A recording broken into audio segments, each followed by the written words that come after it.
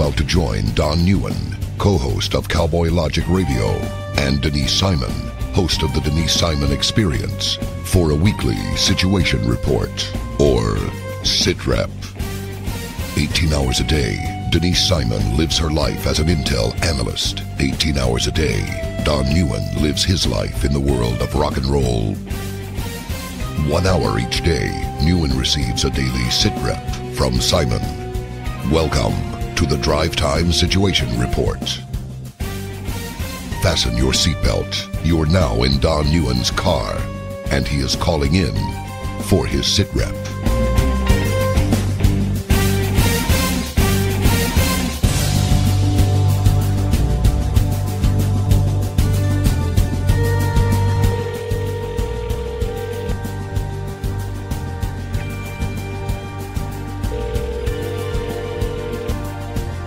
Smello.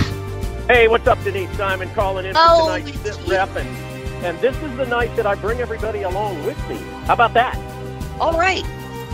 All right, so, ladies and gentlemen, let me start off by welcoming you to the Tuesday night version of the Drive Time Situation Report with one phenomenal Denise Simon and one less than phenomenal Don Neuen. I am in my car driving home from work after a grueling day in the world of rock and roll. And Denise Simon, as I know, and I'm going to share this with you because we value you, so therefore we share inside information with you.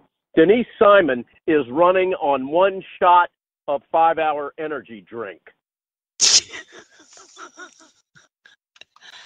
Yeah. Aren't you? I am. It's the second one today. I'm going to tell you something. Second one today? Yep. I'm going to tell you, you've got a heart that's built out of like cast iron steel or titanium or something, because if I would drink a 5-hour energy shot like that, it would make me feel like my hair's growing. No, it depends upon which ones you use. I mean, I can't do, some of the, the high-end stuff. I can't do that. This 5-hour shot, you don't even know when it kicks in, and you don't even know when it kind of goes away. It's just kind of one of those good things that, it does what it's supposed to do, and you hardly even notice. Well, I don't know. I'm high-strung enough. I don't know. I think that would jack me up to the point of being out of control. Anyway, ladies and gentlemen, welcome to tonight's Drive Time Situation Report. We're going to be with you nonstop for the next 52 minutes. I am driving through Metro. My route home to God's country takes me on to I-20, and then I dump out in Villa Rica, Georgia, and I head south down 61 into the lovely Carroll County, Georgia. Now, Denise, on the other hand, will not move. Excuse me. She will not move from her location. Sorry about that, Denise. For some reason, I lost my my earbud signal. See, that's the kind of thing that can happen with this show, ladies and gentlemen. I'm talking to all of you from a cell phone in a car that's moving. We could have bad internet. I could drop out. I could, God forbid, be involved in an accident, or I could get a ticket for running a red light. All kinds of stuff could happen. That's part of the cool stuff about this show. Anyhow, Denise, what do you say we get after it? Let's timestamp it as only you do. And I am going to start off after you timestamp it with a question from probably our most special listener, and that's one Donna Fiducia. So go ahead and timestamp it, and then I'm going to hit you with a question that Donna called me about prior to doing this show, wanting the stellar Denise Simon to answer for her. It is 8:30 p.m. Eastern Standard Time on the 28th of November in the year of our Lord 2017. You do that with such class and poise. Thank you. You're welcome. But you do remember that it took me almost a month to get you to do it like that. Okay. Donna and I laugh about that all the time. All right. Cool. All right. So here's the deal. The one and only Donna Fiducia calls me up prior to me calling you to do this SITREP tonight, and she goes, "You gotta ask Denise Simon about the Consumer Finance Protection Board and you got to ask her about Pocahontas and Hillary Clinton's role in this thing and how they're benefiting from it. And I have absolutely no idea what she's talking about because, quite frankly, Denise, all I know about today is the numbnut in North Korea has fired a ballistic missile. That's all I know about today. Okay. Can you help me out here? The judge, it appears, because the acting director, that was taking over before Mick Mulvaney did, she filed a lawsuit and it went to a judge, and I think the judge, from what I can tell, has ruled in favor of Trump and Mick Mulvaney. So this little acting director. Wait a minute. The judge ruled in favor. What did he rule on? The woman, the acting director, after Cordray left, and he put her in as she was the deputy, and he put her in as the acting director. There was what Mick went over there. We had two acting directors. We can't do that. And Trump put Mulvaney in there as the acting director.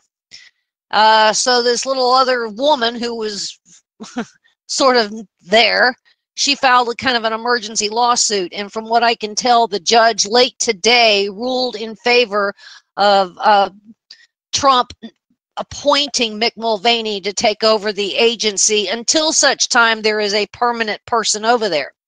Now, the Consumer Financial Protection Bureau they say it's an agency of the federal government. It's actually not.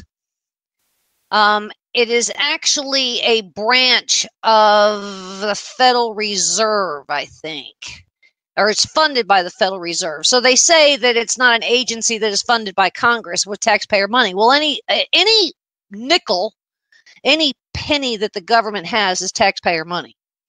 So this whole quasi-agency was created out of the Frank Dodd thing.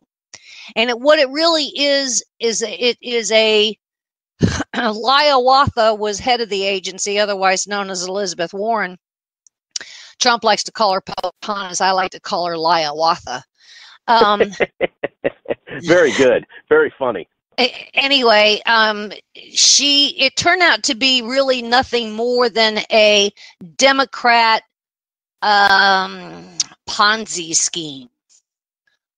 And it's funded. It's supposed to be an independent unit.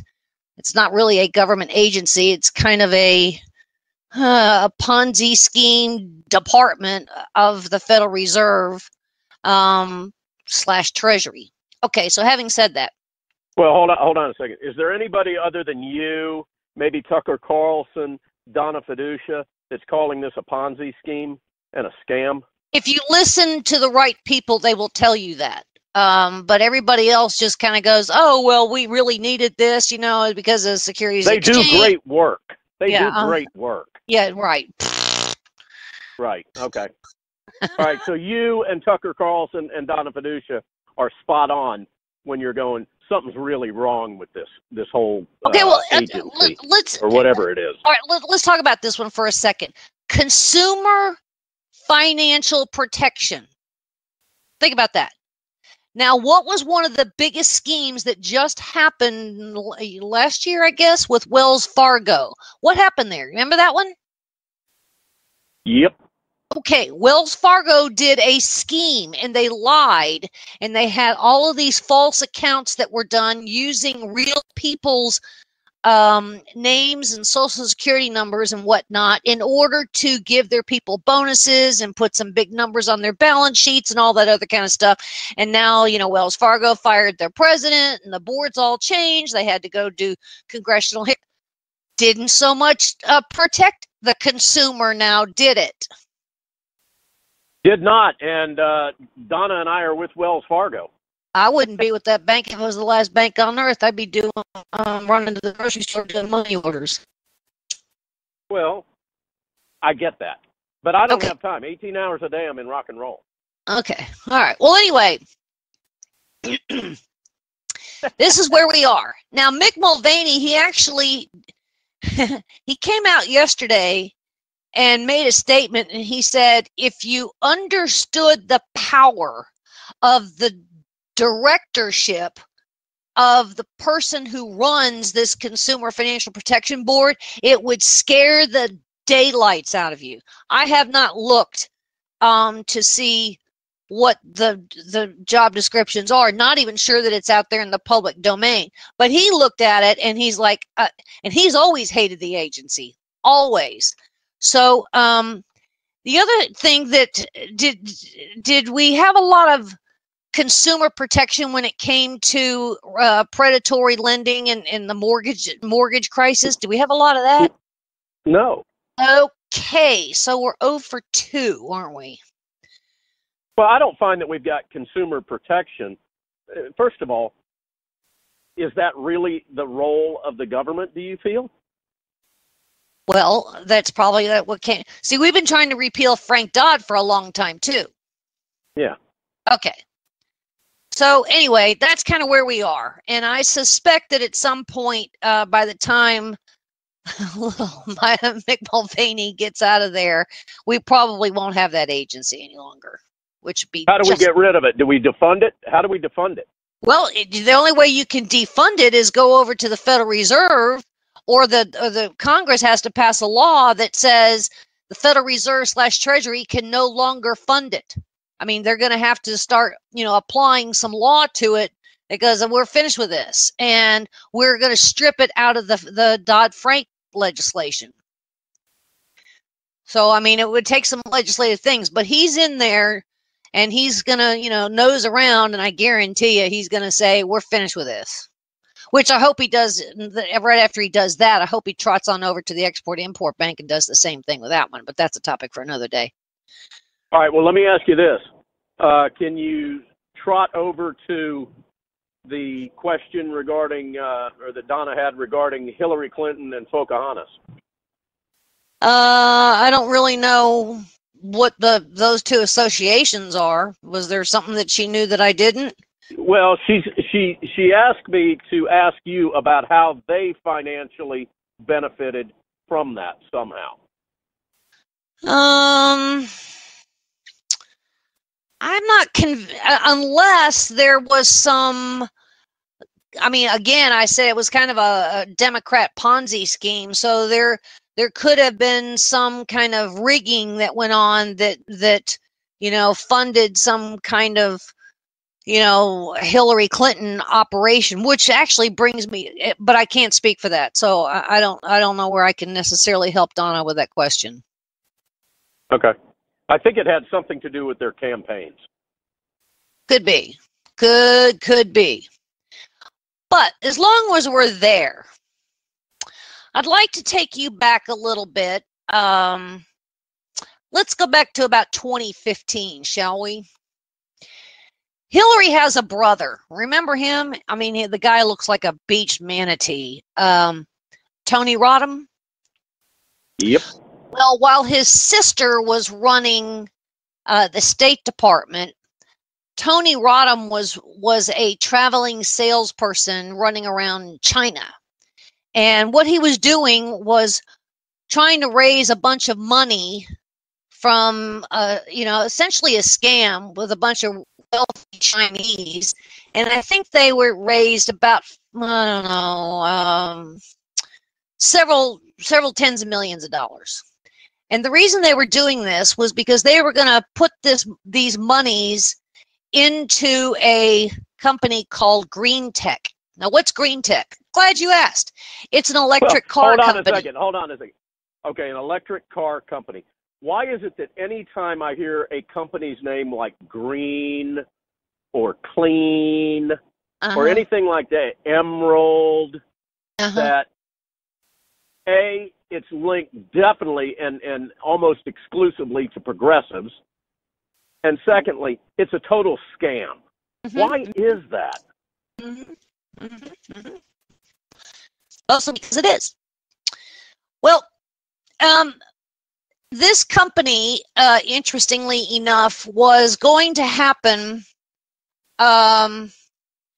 as a result of trying to rebuild Louisiana and Mississippi after Hurricane Katrina. Now, remember Kathleen Blanco? I think that was her name. She was the former governor that screwed up the whole thing, trying to get people out and didn't want George Bush's help and blah, blah, blah, blah, blah.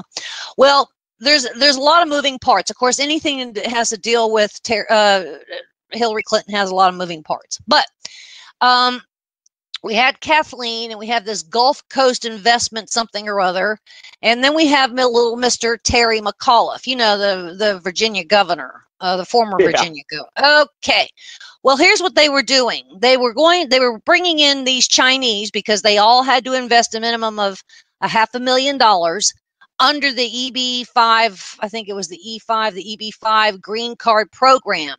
And when you make those investments of $500,000, you can come into the United States, and you automatically get a green card, and you can bring in your family. But in order to get these EB-5 visa programs, you had to guarantee X number of. When you create this company or invest in this company, you have to guarantee that you're going to create an X number of jobs. Well, that hasn't worked out. But while we had Hillary at state, she was rushing through, like within a day or two, these EB-5 visas for all of these Chinese, about 50 or 60 of them, and then their families. Okay, now why am I even bringing this up? Well, because they didn't create these jobs.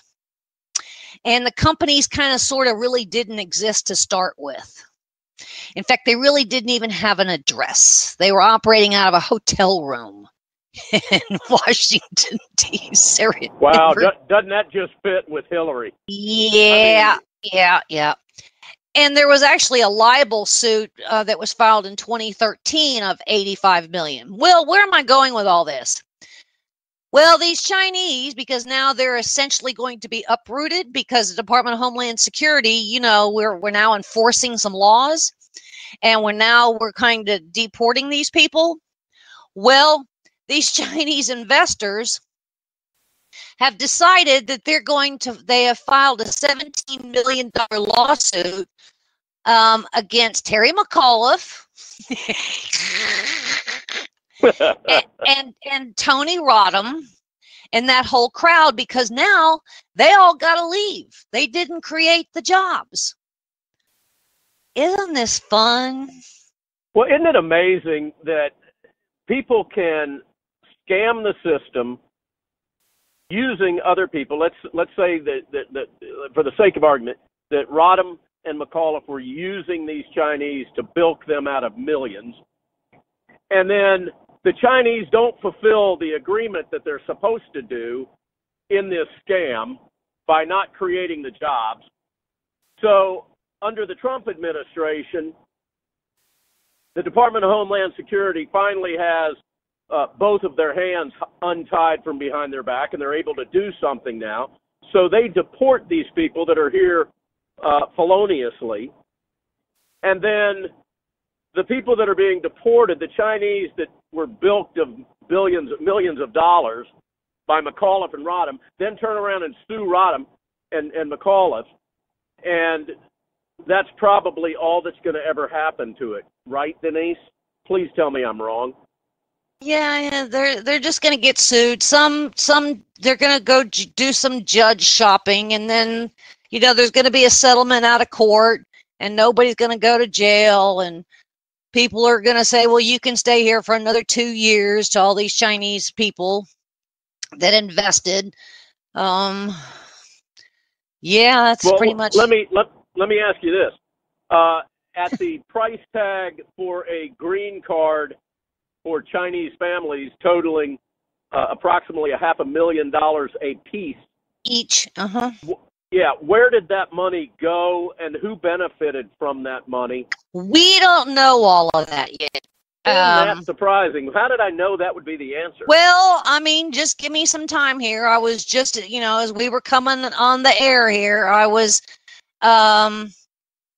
just kind of sticking my nose in it and going back to doing some further research and finding out that this was actually going on from 2013 to 2015, of which, Senator Grassley also knew about, and he was actually sounding the clarion call too. So anyway, we are with this one. The point is that we have this green tech thing where you had Tony just, running around in China finding, the whole pile of investors and blah, blah, blah, blah, blah. How many more of these are out there? Well, where is Tony Rodham now? I don't know. He could be in China for all I know. He might be asleep on, the Lolita Express. I have no idea. Hey, well, since you went there, do we have any updates on that? No, but it was kind of interesting. I sat here one night and went through the flight logs of the Lolita Express, and hold on here, I need to tell you this. 1, 2, 3, 4, 5, 6, 7, 8.5 pages, single space of people that were on the Lolita Express. And many of them don't have names. All right, hold that thought for a second. Many of them don't have names? No, because Secret Service from time to time would just go 3 females. Gotcha. All right. Why don't, for the sake of the listeners, anybody that may not know what the Lolita Express is, give them a thumbnail sketch of what that was. Okay. We had a former hedge fund guy by the name of Jeffrey Epstein who did, in fact, go to prison. Not for long enough, I might add, but he did go to prison. And interestingly enough, his lawyer was Alan Dershowitz. They would fly every once in a while. They would keep this plane very, very busy, and they would go to exotic places around the world. And then there was, I don't forgot the name of the island, to be honest with you. I just call it Sin Island, down in the Caribbean. And they would do some pretty raunchy things down there. And there were some fascinating people that were on the flight logs. There were other fascinating people that were in Jeffrey Epstein's black book. But that tells you that not everybody necessarily had to get on a Jeffrey Epstein Lolita Express airplane and go down to Sin Island and do some pretty wild things. They could do them in any house in Miami or West Palm Beach or New York or whatever. But yeah, I was actually going through all of the names. Now, some of the names that were on the plane, because you got to put everybody on the plane, are actually the pilots, the co-pilots, the communications people and whatnot. So, I mean, some of these names, are legitimate for where they were going. But Sandy Berger was one of the passengers at one time. I found that to be kind of interesting. Kevin Spacey was too. So, yeah, there were some others here that I really have to look up. But we had some really fascinating people. Some they just put initials. Other times they would just put 3 females and not necessarily their names. So some names I can't get to. Or their ages. Or their ages. But we also had often that we had Secret Service along with them. Yeah. Well, why was Secret Service there? Is that because of Bill Clinton? Or yeah, he still has any past presidents? Yeah, he still to this day has Secret Service protection. What about Hillary? Did she ever take a ride on the Lolita Express? Nah, she's not listed any place in here. Nowhere. We had some interesting Russian girls in here, some models and people that own the modeling agencies, and people with a name like Inca, Tiffany. Tiffany. Yeah, Sophie. Uh-huh. Mm-hmm. Well, hey, full disclosure, did Donald Trump, I know the answer to this, did Donald Trump ever ride on the Lolita Express? I don't see his name on the flight logs. But he was in Jeffrey Epstein's Black Book, as was Prince Edward, one of the princes. Larry Summers made several trips. I think Prince Edward is in a can, and he wants to be let out. Oh, maybe that's true, too. That was funny, Denise. Laugh. That was good. That was good. That was good. Okay. All right. It was very old. But it's oftentimes it's beneficial to, drag out an old joke here and there. That's kind of fun. Ladies and gentlemen, before we keep going, welcome to the Naomi Campbell was in there too. Naomi Campbell made the trip. Really? Oh, yes. All right. Well, let me interrupt you here again a second. Ladies and gentlemen, welcome to the Drive Time Situation Report with Denise Simon. My name is Don Neuen. I am in my car driving at approximately 76 miles an hour on Interstate 20, headed west out to my home after a long day at work. And every night on my drive home, I call one Denise Simon so that she can give me a situation report or a SITREP on what happened during the day that I missed because I've got my face buried in rock and roll. And she, on the other hand, has her face buried in the world of intelligence and information gathering. And it's an opportunity, and it has been for the past 5 years, thank you, Denise Simon, for me to be able to call her, be briefed on all this type of information that you guys are listening to right now. And as a result of that, when I am on the Cowboy Logic radio show with the wonderful and beautiful Donna Fiducia, or when I'm standing around the office or talking to people that I don't know or that I do know, I appear to be more intelligent than I actually am. And so I credit Denise Simon for an increase in my IQ level, or at least what appears to be an increase in my IQ level. Thank you, Denise Simon, for that. Stop overselling. I am not overselling you. Ladies and gentlemen, while I've got your attention, I'd like to send you to Denise's website, founderscode.com. Go to her website. You can enter your email address in a little box there and press, sign up or join or whatever it is, and you'll get in your inbox daily articles that Denise has written. The one thing that you can always count on with Denise Simon and the articles she creates at founderscode.com is this. She will only provide you with well-vetted, accurate information. And therefore, you can read these articles and then regurgitate them verbally or on social media with confidence that you are not sending around fake news that hadn't been vetted. Back to you, Denise Simon. All righty then. Well, let's travel on over to Rocket Man, shall we? Missile Man, Rocket Man. Yep, let's do it. Sorry, I had to mute my phone because the road noise was getting very loud. But I am with you, Denise. Let's go talk about Rocket Man, Midget Man, Bowl Haircut Boy, Tubby, the fat boy from the North Korean side of the DMZ, the schmuck with nukes, the guy that doesn't like America. Are there any other that I can get? The guy that would like to set off an EMP and send us back to the 1800s. You mean that guy? Yeah. Okay, good. What was particularly interesting was when as soon as I saw that this launch had happened, I kept waiting. Somebody's got to come out with some information. I kept waiting, and nothing was coming. And it took over an hour. And so I kept saying something. I noticed that because, yeah, when I went into the restaurant today to get lunch, I pulled up Drudge, and in red at the big headline it said, North Korea fires off another ballistic missile. And I clicked on the link, and that's all it said. There was nothing more. So what's up with that? Well, the reason is we had to kind of study this whole thing. First of all, it flew for 54 minutes. That's a problem. That's a very big problem. That was why there was such a delay. They kept waiting and waiting and waiting and waiting, and it kept going and going and going.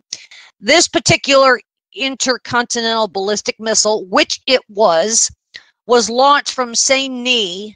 It traveled 620 miles. It landed in the Japanese exclusive economic zone again. But what is particularly scary is this Hwasong 14 reached an altitude of 2,800 miles. That's essentially 10 times the distance of the International Space Station, which is at 253 miles. Holy cow. Now, I would say, if you to have some kind of a concept, when you are on a football field and you punt, you're waiting for hang time. Hang time means more often than the distance of the punt. The hang time on this one is 54 minutes and 2,800 miles. Now, that based on a different kind of trajectory, essentially can go 8,600 miles if that arc has changed, which means every single city in the United States was in target range. Now, I'm going to let the listeners have a little bit of comfort in this, is because they likely used a mock warhead. Because if they used a nuclear warhead, it would weigh substantially more and probably would not have that kind of range. But we don't know. We don't know what the warhead was. They may have had a warhead that was a mock warhead that had that same weight as a nuclear warhead. We don't know. So the payload is unknown at this time.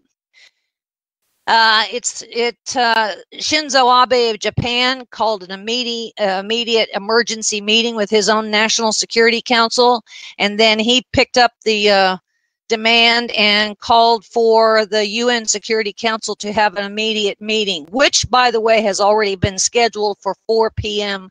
tomorrow.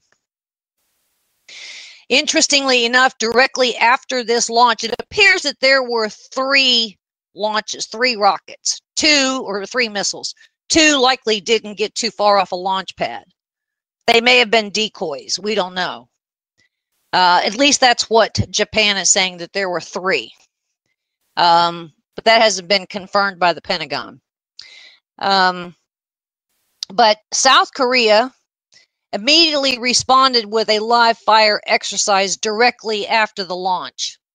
Now, what that live fire exercise really is just as a practice, as a response, saying, you can do this, but we can do this too. We don't know what that live fire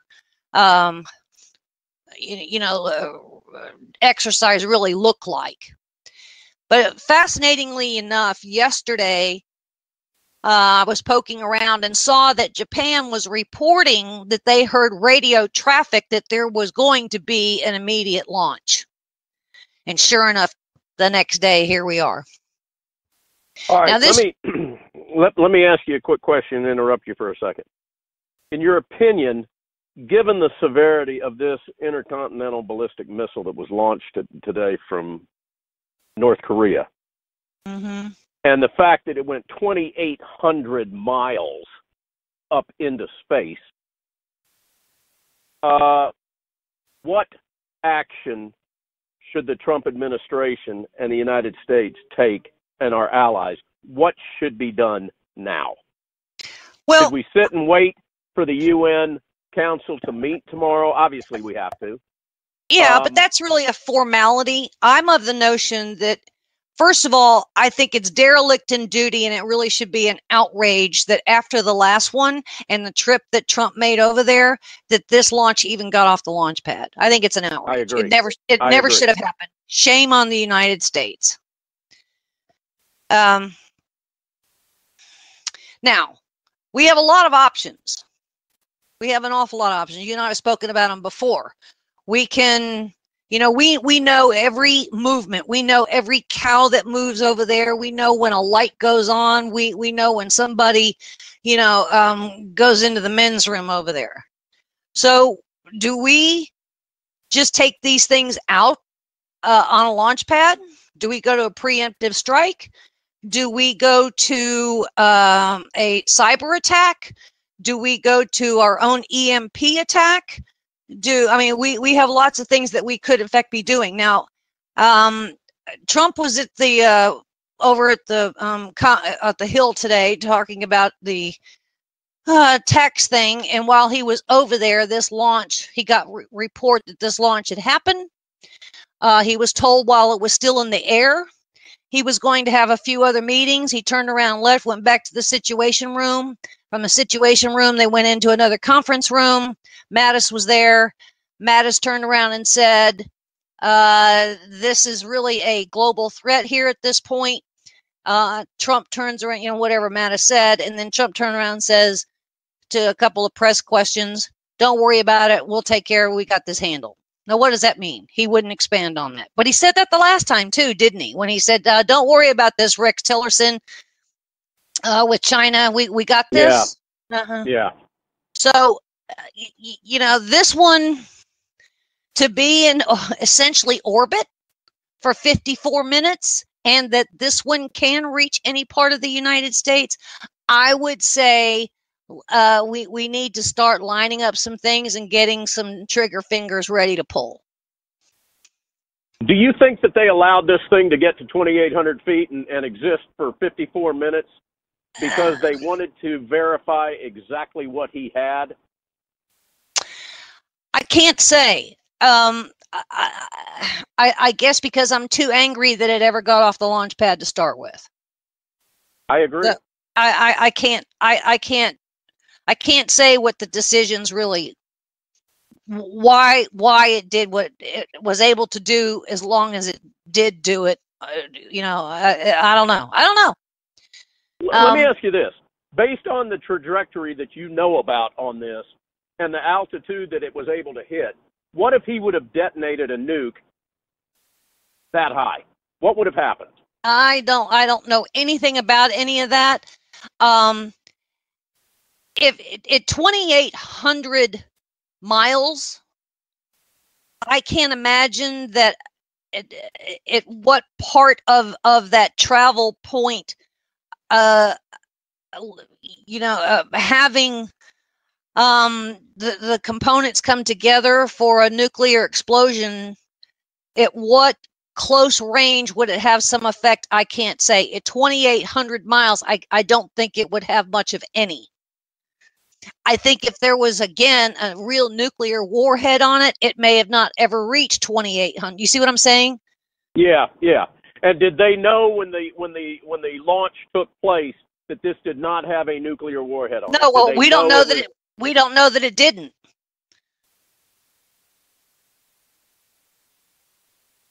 Well, I thought you said that it didn't have that. Well, we think that it's a Mach 1 because of the weight. But again, we don't know those things until we travel over into the economic zone of the Sea of Japan and go start recovering some things to see what the warhead was on. I mean, what kind of warhead it had on it. So we don't know any of that yet. Those are just necessarily assumptions here at this point because a nuclear warhead has more weight. And, the experts are saying that if it had a nuclear warhead on it, it would have not traveled that far or for that long. But then again, we've heard in just the last couple of weeks that they have advanced their systems dramatically and their estimates. We've cut their estimates like, they're 2 years out or 3 years out down to months. So,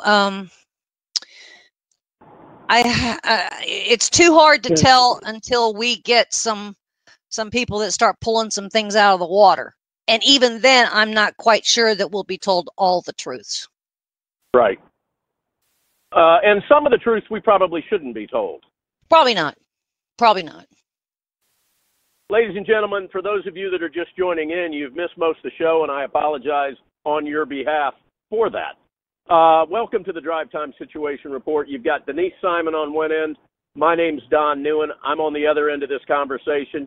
You're traveling with me in my car home from a long day at work, and I am calling in, as I do nightly, to Denise Simon to get my SITREP for the day. Unfortunately, the second half of this thus far has been quite unsettling, Denise. I know. But quite frankly, for those of you that don't follow the show, and I hope you'll start, about 50% of the time, maybe even 60% of the time, whatever Denise tells me is quite unsettling. Seems to be that way, doesn't it? Yeah, it does. We got about, 10, 12 minutes here, Denise. Where do you want to go from here? Well, in order to help with some of what the live fire that South Korea did, the South Korea used their Army, their Navy, and their Air Force. They did a 20-minute combined drill on the northern limit line of the EC. It involved the Navy Aegis, Air Force KF-16 fighter jets. They were firing missiles at simulated targets. So, I mean, they had these things ready. The reaction time was immediate. Well, on the other hand, they had 54 minutes to make it all happen too. Yeah. Hey, let me ask you this. Going back about, I don't know, maybe 3 weeks worth of SITREPs, why did we not utilize that magic bullet that you were talking about? Well, I was actually thinking about that today, and I went back and I, kind of looked at this thing again. I would say that we probably have that there as an option. I wouldn't say that it's something that we would give to Japan or South Korea. We would necessarily have it on one of our carrier battle groups or any of its associated destroyers out there. But then again, that's just a guess. I don't think that we would necessarily shoot something out of the sky. My gut tells me we would probably do a preemptive strike while things are still sitting on the launch pad. Yeah. Yeah. What do you think the UN Council will what will the conclusion of the meeting tomorrow at 4 p.m. be? That's almost too hard to tell because I don't think that we've been in this situation before. Well, I know, but here's the point of my question. First of all, Denise Simon, ladies and gentlemen, hates it when I ask her to prognosticate or read into the future or take a guess. She can't stand it. So I do that just to annoy her. Much like the entire first segment of Cowboy Logic, where I very systematically try to annoy Donna Fiducia while she's reading headlines to you. The second reason that I ask it is because we have time-stamped this show for Tuesday at 8:30, which means whatever takes place in that meeting tomorrow, you guys will already know about when you listen to this show.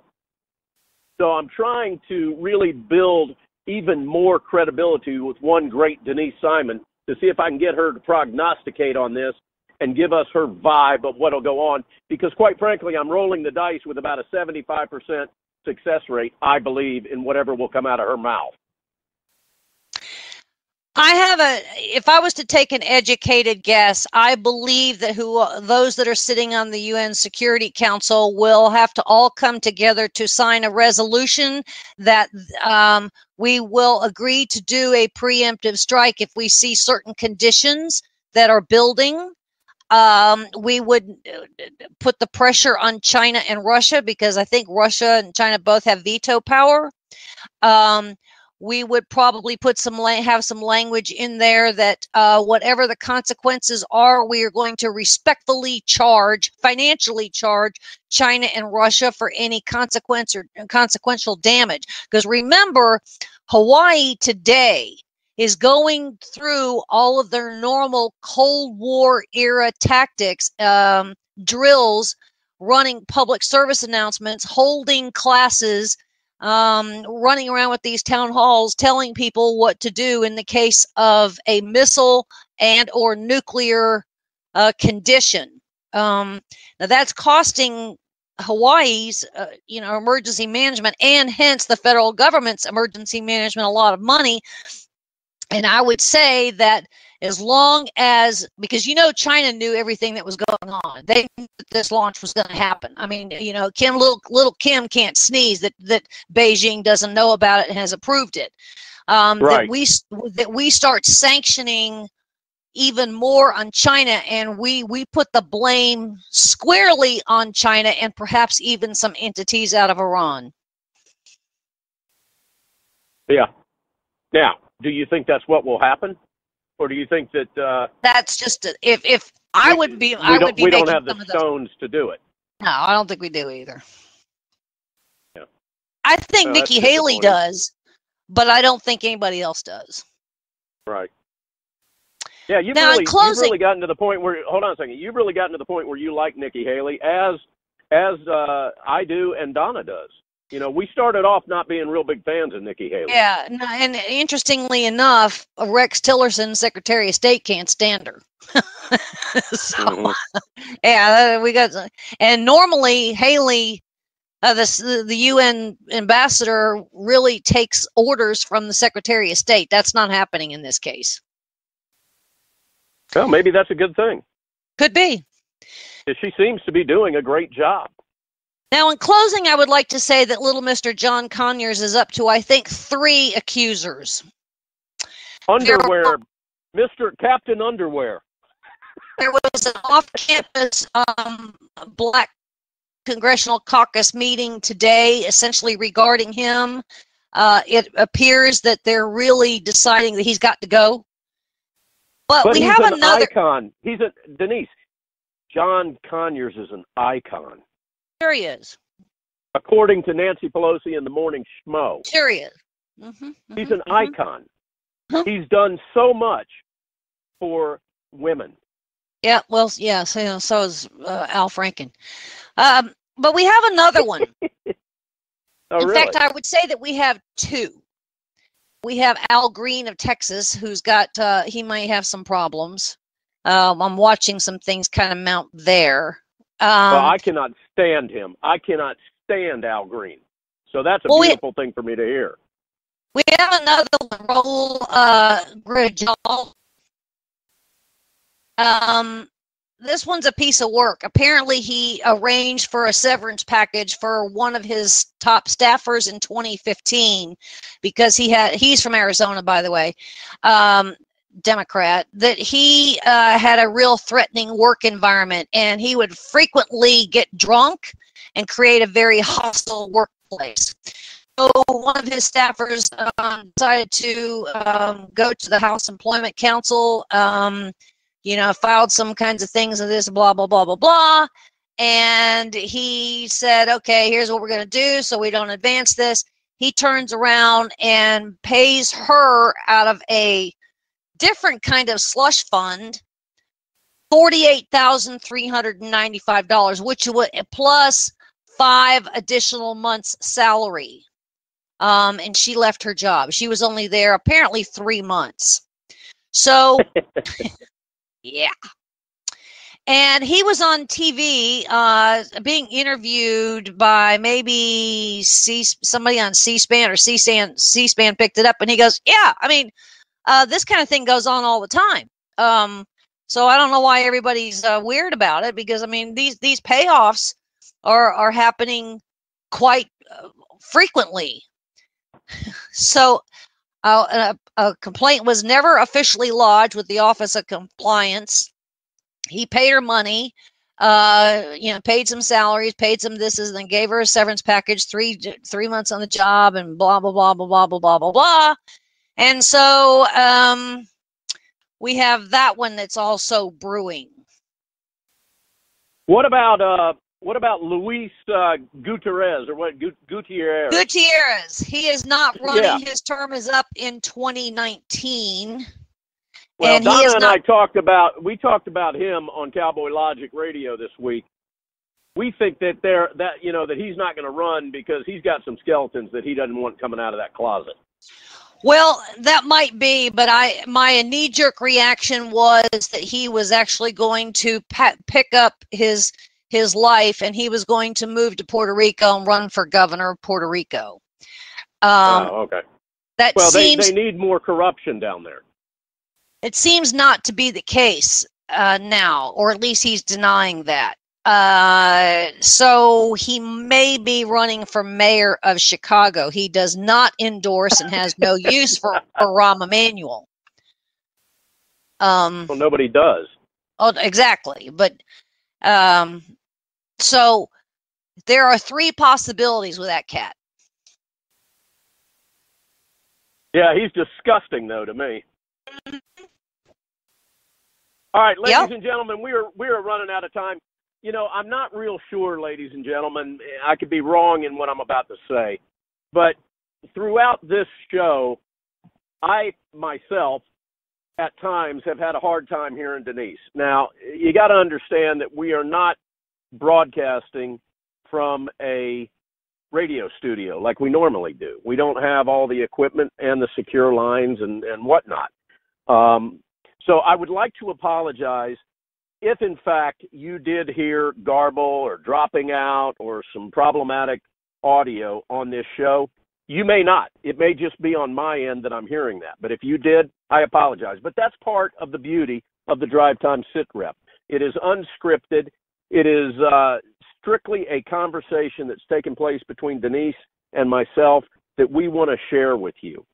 At this point, Denise, I would like to hat tip our network and our affiliate radio stations that are so kind to carry this show on a weekly basis.